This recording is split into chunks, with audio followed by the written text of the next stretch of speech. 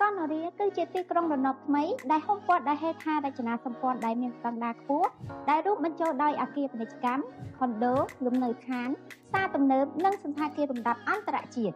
ថ្ងៃនេះផងដែរនាងខ្ញុំសូមណែនាំអគារពាណិជ្ជកម្មមួយកន្លែងស្ថិតនៅលើផ្លូវធំលក្ខខណ្ឌបង់ប្រាក់មានភាពងាយស្រួលនិងបត់បែនទៅតាមតម្រូវការរបស់អតិថិជនអគារនៅរាបស្ទះដំណាក់កាលទី3មានកម្ពស់5ជាន់រចនាបថតាមបែបអឺរ៉ុបនៅក្នុងមួយជាន់ជាលំហពាណិជ្ជកម្មធំទូលាយមានចំណតឯកជនក្រោមដីនិងបំពាក់ជូនចណ្ដាលយន្តទំនើបមានភាពងាយស្រួលក្នុងការប្រកបអាជីវកម្មទៅតាមតម្រូវការរបស់លោកអ្នកដូច្នេះប្រសិនបងជាម្ចាស់អាជីវកម្មដែលមានតម្រូវការបើកឬពង្រីកអាជីវកម្មរបស់ខ្លួន